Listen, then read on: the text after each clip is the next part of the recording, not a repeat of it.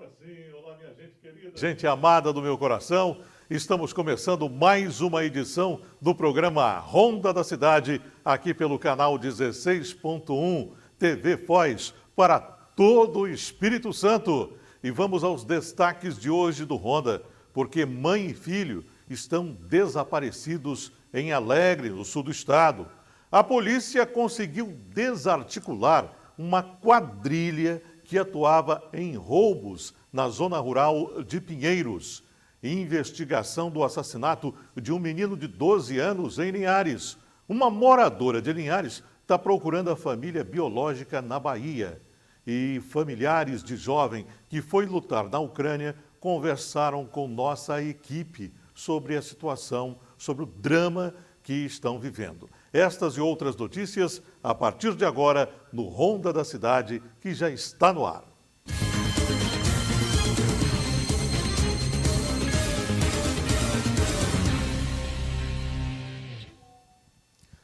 Eu já começo o programa de hoje fazendo um convite especial para você participar com a gente, né? E interagir aqui com o programa Ronda da Cidade, isso é muito fácil, através do nosso zap 99802-5047, @TV Foz. Participe, nos ajude a fazer o programa até o meio-dia. Pode mandar as mensagens ao vivo aqui que eu vou ler. O que estiver acontecendo aí no seu bairro, na sua rua, qualquer tipo de informação, passe para a gente aqui que nós vamos investigar. Nós vamos acompanhar aí, o nosso departamento de jornalismo vai acompanhar de perto o que está acontecendo.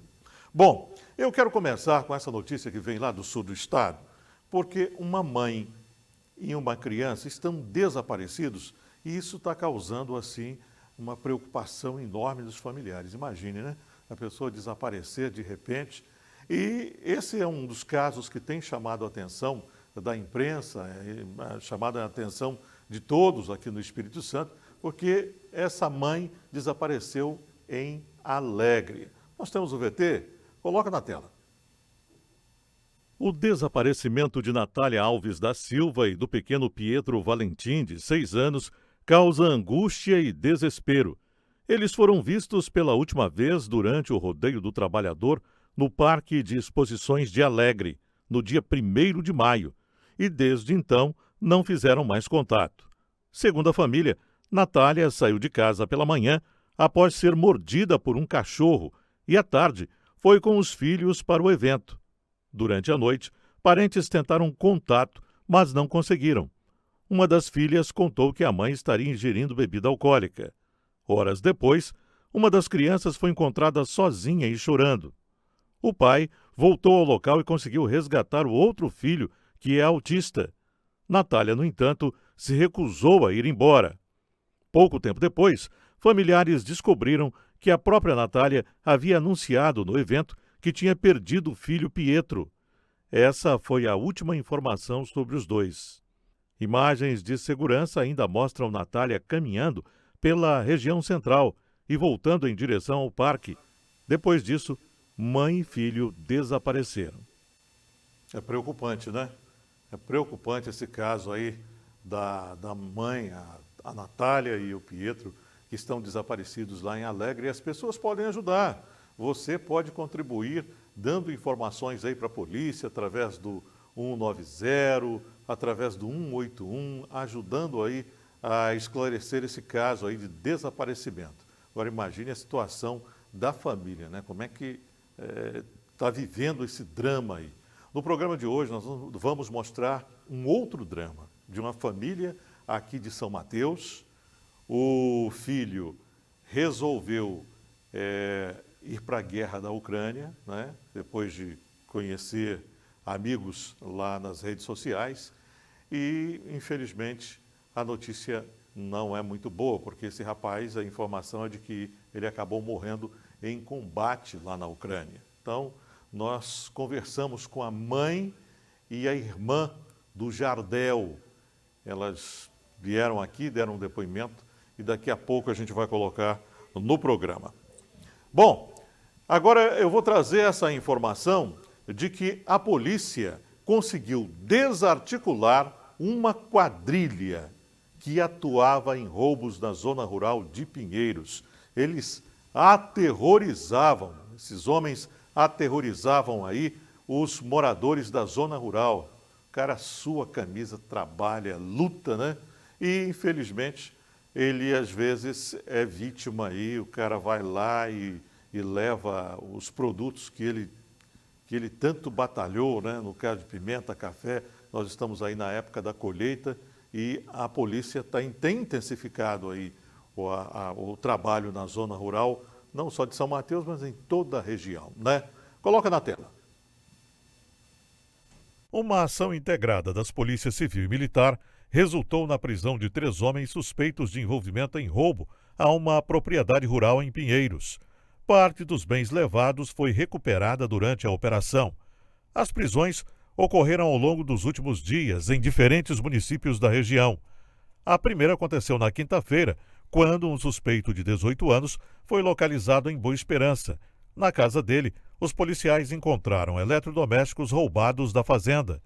Na sexta-feira, um jovem de 19 anos foi preso em São Mateus. Com ele, foi apreendida uma pistola calibre 9mm e 32 munições. Já no sábado, equipes da Polícia Militar recuperaram o veículo das vítimas, um Fiat Toro, no município de Vila Valério. A última prisão ocorreu nesta segunda-feira em Boa Esperança. O suspeito, de 24 anos, foi encontrado na casa de familiares e já tinha mandado de prisão preventiva expedido pela Justiça. Câmeras de vídeo monitoramento flagraram a ação dos criminosos. De acordo com a polícia, a rápida resposta é resultado da integração entre as forças de segurança e da colaboração da população.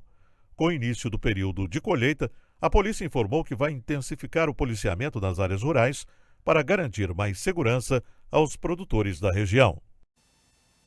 Parabéns aí para a Polícia Civil, parabéns para a Polícia Militar, desse trabalho integrado aí que tem dado resultados positivos, né? A gente vê aí que em pouco tempo aí eles conseguiram prender esses elementos, esses bandidos que estavam aterrorizando a zona rural lá de Pinheiros, de Boa Esperança, enfim, né? Ainda bem que eles já estão atrás das grades. Bom, e agora a gente vai falar sobre um caso de um homem que estava realizando a manutenção em um restaurante, né? Estava fazendo a manutenção e quando, de repente, ele sofreu uma descarga, ou seja, um choque elétrico. Nós temos uma imagem da pessoa que está lá próximo dele, que começa num desespero muito grande, desesperada com a situação, pedindo socorro, né? Devido aí essa ocorrência, ele teve 60% do corpo queimado. Ele foi encaminhado, foi socorrido pelo Corpo de Bombeiros e encaminhado para o Hospital Jaime dos Santos Neves, né? Que é o hospital referência aí em pessoas vítimas de queimaduras. Nós temos o vídeo aí, a gente coloca aí o desespero dessa pessoa. Presta atenção.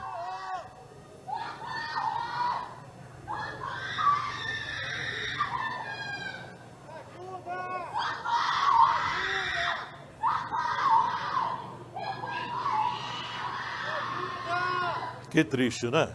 É lamentável aí. A gente vê a pessoa lá desesperada, pedindo socorro, mas apesar da gravidade dos ferimentos, o estado de saúde dele, segundo informações, é estável, né? E pelo menos o que se sabe até agora é que ele não corre risco de morte.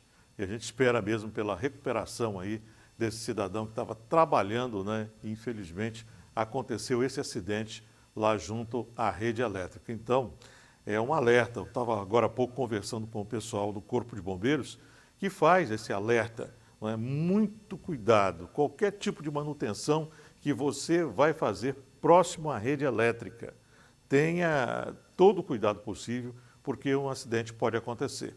E acidente também acontece dentro de casa, né? Você vai fazer a manutenção da rede elétrica, não fique descalço, desligue o painel, né, elétrico para que você possa realizar qualquer manobra, mas com segurança, né? Esse caso aí, esse cidadão, Infelizmente, teve 60% do corpo queimado aí, mas a gente torce pela recuperação dele, que ele possa retornar para casa o mais rápido possível. O socorro também chegou rápido, o Corpo de Bombeiros esteve lá no local, isolou a área e realizou todo o procedimento necessário. Bom, agora eu quero mudar de assunto aqui para falar o seguinte para você, né? Você que gosta de se apresentar aí na cidade, nos restaurantes, nos bares, você que toca violão, você que trabalha com artesanato e gostaria de mostrar o seu trabalho aqui no programa Ronda da Cidade, é fácil. Olha, 998025047. Se você não puder vir, você de outra cidade, faça com o celular na horizontal, né? Aí você encaminha aqui para a gente e nós teremos o prazer de colocar aqui no programa, tá? Toda sexta-feira nós abrimos o espaço aqui para a Sexta Cultural, para as pessoas poderem participar. Em breve aí, né, o programa Ronda da Cidade vai passar por algumas modificações. Aguardem aí, porque brevemente tem uma novidade show de bola aqui com o Ferreira Júnior, né? E você vai ter aí um Ronda da Cidade muito mais interativo, com muita coisa boa aqui no Ronda da Cidade. Aguardem novidades aí na TV Foz. Muito bem, nós vamos fazer o nosso primeiro intervalo e eu já retorno com o Ronda da Cidade. E nós estamos de volta com o programa Ronda da Cidade, abraçando você, minha amiga dona de casa, já está aí preparando aquele almoço, né? Que legal. E você também, meu amigo trabalhador, está aí na luta, tem muita gente acompanhando o programa Ronda da Cidade também nas clínicas, né? Nos consultórios médicos, a televisãozinha está lá ligada no 16.1 TV Foz, aqui do norte do Espírito Santo, para todo o estado. Bom, agora nós vamos começar dando um giro com as principais informações de Linhares. Eu vou chamar Cláudio Alves aqui na tela do Ronda. Cláudio já traz informações para a gente. Alô, Cláudia, com você. Bom dia. Olá, João Batista. Olá, você que assiste ao Ronda da Cidade nesta terça-feira. Olha, tem sido cada vez mais comuns os acidentes de trânsito em cruzamentos de Linhares. Bom, na tarde de ontem, um deles aconteceu na Avenida Getúlio Vargas. 3 carros e uma motocicleta se envolveram na batida. Uma mulher ficou ferida e recebeu atendimento médico no local. Pelas imagens, é possível perceber que os veículos ficaram bastante danificados e a moto, que foi parar embaixo de um dos carros. O trânsito deu um nó na região. Como eu disse, é uma avenida muito movimentada, liga o bairro Shell, os bairros Interlagos e Shell ao centro da cidade e o condutor precisa ter muita atenção. O trânsito deu um nó e só foi liberado horas depois. Muitas dessas colisões acontecem, muitas vezes por falta de atenção dos motoristas ou por desrespeito à sinalização de trânsito. O trânsito foi liberado logo em seguida, mas isso requer, claro, um cuidado por parte do motorista em cada cruzamento aqui da cidade de Linhares, né? Olha, aí uma pessoa morreu e 54 ficaram feridas durante a operação Dia do Trabalhador da Polícia Rodoviária Federal. O fechamento dos dados aconteceu na tarde passada. Segundo a Polícia Rodoviária Federal, a fiscalização foi mais intensa entre os dias 30 de abril e 3 de maio. No total, foram 38 acidentes, 10 deles graves. Também foram fiscalizadas 1.692 pessoas e 1.444 veículos abordados. Foram recolhidos 37 carros em situação irregular, além de 1.303 testes de alcoolemia, um aumento de 50,8% em comparação com o mesmo período do ano passado. Muita gente insistindo em dirigir, embriagado, dirigir depois de beber. 2 pessoas foram conduzidas à delegacia com sinais de embriaguez ao volante. E depois de um protesto realizado na rodovia S358, na saída de Linhares em direção a Pontal do Ipiranga, a Prefeitura de Linhares iniciou o trabalho de reparos na rodovia que liga a S358 à unidade de tratamento de gás de Cacimbas. Na semana passada, um grupo de manifestantes, petroleiros, fecharam parte da rodovia para reclamar das péssimas condições do trecho, muito buraco no asfalto. A Prefeitura deu uma resposta nessa semana. Bom, o Sindicato dos Petroleiros alertou para os perigos de acidentes com os trabalhadores e veículos de carga. Em resposta, a Prefeitura começou ontem uma operação tapa-buracos no trecho e o trabalho deve durar pelo menos 15 dias. A Prefeitura pede aí a paciência dos condutores e também dos moradores da região. Por hoje é só, João Batista, deixa um abraço a você e a todos que assistem ao Ronda da Cidade em todo o Espírito Santo. Até a próxima edição. Valeu, Cláudio Henrique, muito obrigado a você, meu querido amigo lá de Linhares, com essas informações importantes, né, sobre o trânsito e sobre as principais demandas do município. Muito bem, a gente continua falando de Linhares, porque na semana passada a Ariane, ela trouxe uma notícia sobre um jovem, né, um garoto de 12 anos que foi assassinado com vários disparos de arma de fogo lá em Linhares. E a gente vai saber agora como estão, né, as investigações, como está o andamento, né, desse inquérito aí sobre o assassinato dessa criança de 12 anos. Na tela. Yuri dos Passos Zani, de 12 anos, foi morto a tiros dentro de casa no bairro Nova Esperança, em Linhares, na noite de sexta-feira. Segundo a polícia, homens armados invadiram o imóvel e fugiram logo depois do crime, possivelmente em um veículo roubado. A polícia já trabalha com uma possível motivação e segue investigando para identificar os autores. O adolescente já tinha um histórico já de traficância, já tinha sido conduzido por tráfico aqui e já tinha sido, inclusive, vítima de tentativa de homicídio. Então, ele está bem inserido no tráfico de droga. A gente não tem dúvida que a motivação é essa guerra entre tráfico. Então, as medidas basilares já foram feitas, né? A equipe já foi a campo, verificar imagens, testemunhas. Esse processo a gente já iniciou. Não temos ainda um autor identificado, mas nos próximos dias eu espero que a gente já tenha conseguido identificar o autor. O envolvimento cada vez mais cedo de jovens com o tráfico preocupa autoridades. E, segundo a polícia, esse cenário tem se intensificado nos últimos anos. O tráfico ele tem um histórico já de atração, né, que só vem aumentando. Hoje a gente tem praticamente até um termo novo, que é a narcocultura.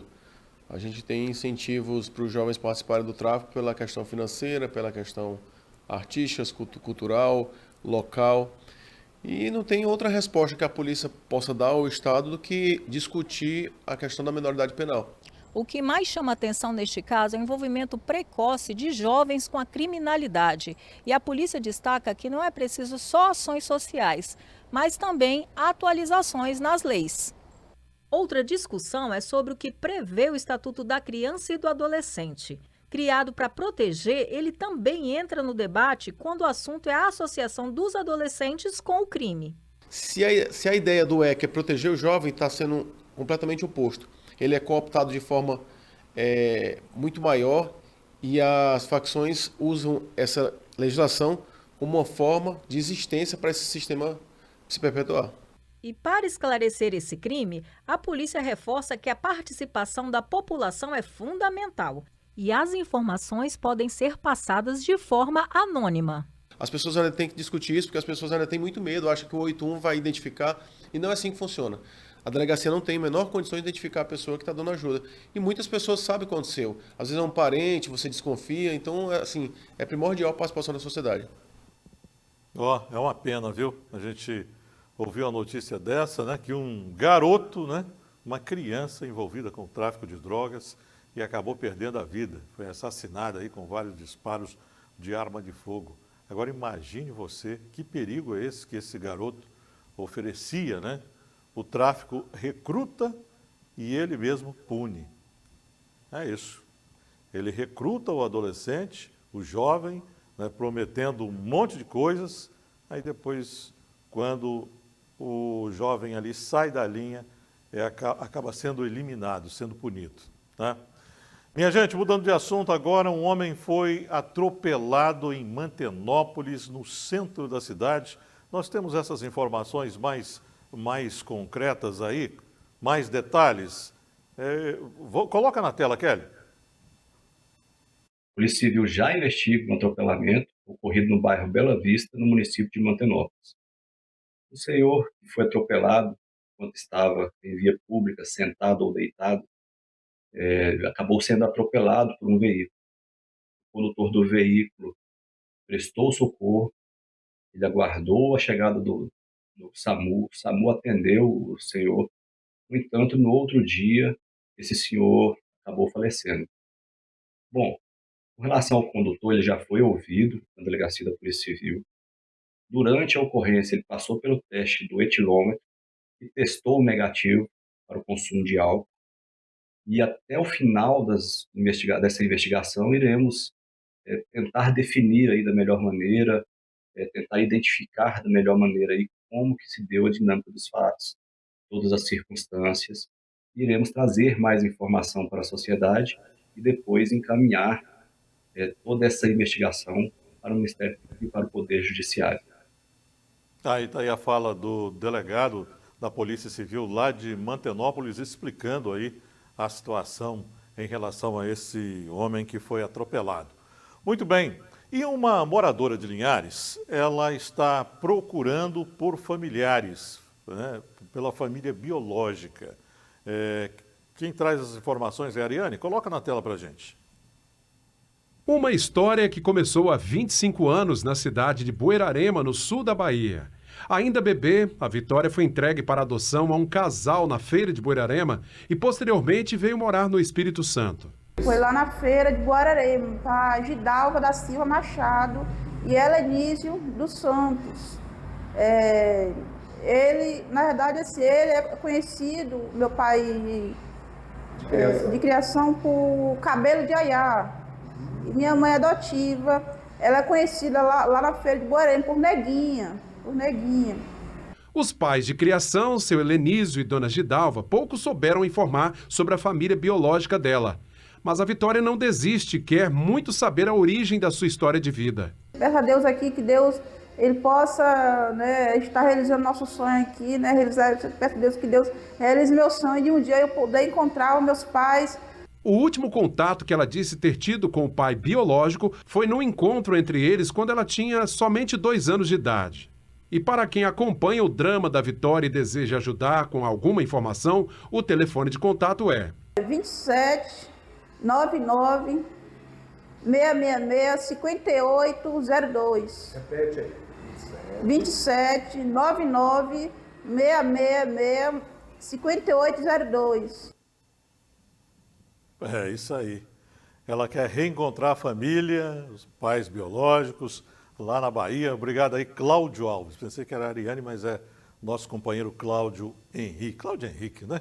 Pois é.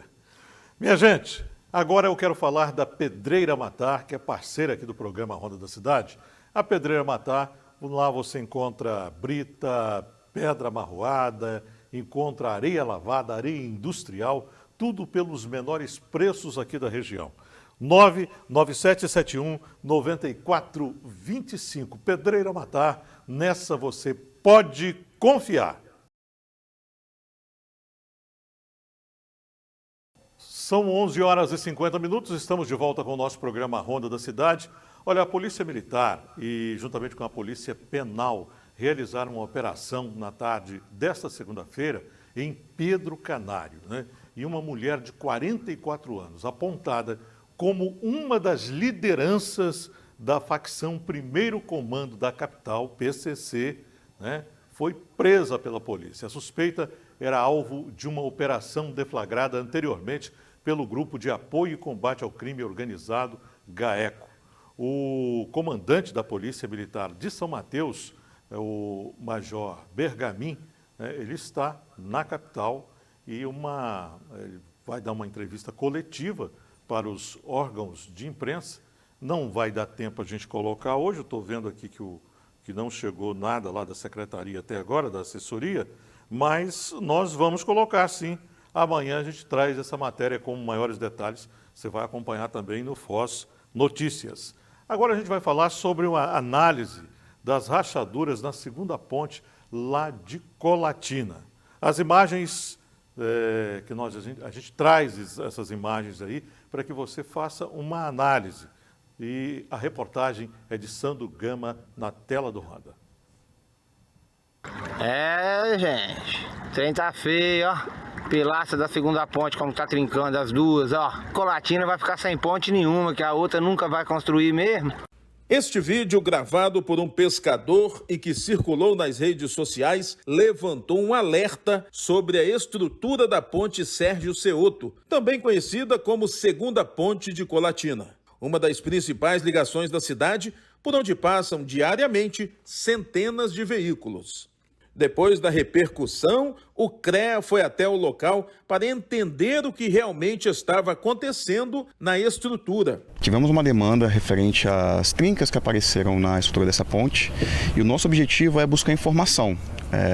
Vamos fazer um relatório fotográfico com vídeos e vamos enviar aos órgãos competentes e a partir disso exigir deles uma resposta quanto à integridade da estrutura. Nosso objetivo não é definir conclusões, e sim fazer o relatório fotográfico e enviar. Existiu de fato algo que se assemelha a uma trinca, mas quem vai definir a importância dela são os órgãos competentes, o DENIT. O CREA destaca que não cabe ao órgão dar um diagnóstico final, mas sim registrar e encaminhar as informações. Vai ser um relatório justamente informativo, nós vamos entregar vídeos e fotos ao DENIT, vamos reunir uma turma multidisciplinar. Acredito que em até 30 dias vamos ter esse laudo de forma conclusiva e enviar ao DENIT. Eles, o DENIT, vão dar o parecer quanto à estabilidade e segurança dessa ponte. O CREA apenas informa e cumpre o dever de fiscalização. O DENIT, responsável pela ponte, informou que também realizou uma vistoria técnica no local. Segundo o órgão, não se trata de rachadura na estrutura, mas sim de um desplacamento na camada de acabamento. O DENIT afirmou ainda que não há risco para quem passa pela ponte. Por nota, a Prefeitura de Colatina informou que segue acompanhando o caso e que a Defesa Civil também deve fazer uma vistoria no local. Mesmo com as primeiras análises, a situação segue sendo acompanhada e um laudo completo deve definir as condições da ponte. Obrigado, Sandro Gama, aí pela reportagem direto de Colatina. Agora nós vamos falar desse caso, né? Familiares de jovem que foi lutar na Ucrânia conversaram com nossa equipe, a mãe e a irmã contaram o drama que estão vivendo, né? As informações que são, às vezes, que não chegam de forma completa. Coloca na tela. O sonho de construir uma carreira militar internacional terminou de forma trágica para o brasileiro Jardel Cipriano, de 23 anos. Sem experiência nas Forças Armadas, ele decidiu deixar o país após ver pelas redes sociais anúncios de recrutamento para atuar no conflito da Ucrânia. Motivado pelo desejo de realização pessoal, o jovem bancou a própria viagem até o leste europeu e se juntou a outros brasileiros. Uma verdadeira angústia, um verdadeiro pesadelo, sofrimento. Estamos sem paz, sem rumo, sem direção, sem solução do que nossas perguntas, dúvidas. Se não for por Deus, nós não temos força para vencer. Como é que era o relacionamento do Jardel com a família, com os amigos? Muito boa, João, muito boa. Ele foi para Vitória para poder, em busca dos sonhos, assim que ele foi de maior. Ele tirou a carteira de habilitação, trabalhou como motorista pelo Espírito Santo todo e trabalhou no supermercado Giros, em Vitória, mas ainda não era o que ele queria. Ele queria sonhos, ele queria realizar o sonho dele, que era de ser um soldado do Exército, mas fora do país. Infelizmente, ele fez as inscrições pelas redes sociais, não sei qual, juntamente com um grupo de amigos, e fugiram para lá, foram escondidos dos pais. Quando nós ficamos sabendo, já era mais de uma semana que ele entrou em contato, falou que ele estava na Ucrânia, infelizmente. O Jardel, ele falava algum outro idioma, além do português? Ele tinha algum conhecimento militar? Não, João, ele não tinha, ele tinha iniciado um estudo de inglês, mas é o básico e ainda não terminou. Ele não sabia nada, não entendia nada de militar.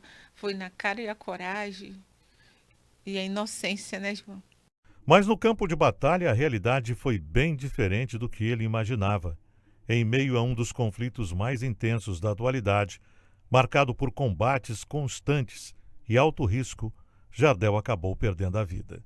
O último contato que eu tive com ele foi no dia 19, quando eu recebi um áudio dele. Ele falou assim, Paulinha, ore por nós, ore por nós. Eu e meus colegas, nós somos feridos.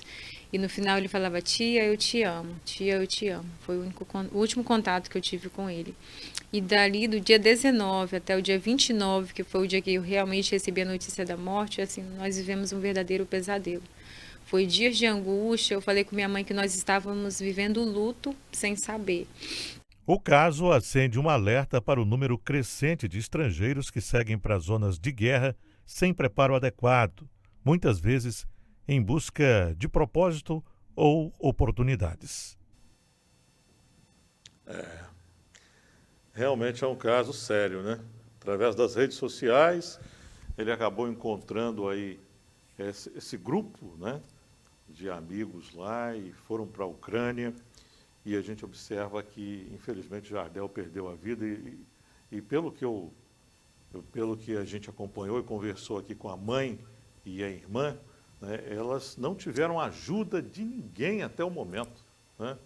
A ajuda da Embaixada Brasileira para ter mais informações em relação ao Jardel. E foi um colega dele que passou e teria visto o Joel, o Jardel, melhor dizendo, ter sido atingido por um drone russo, né?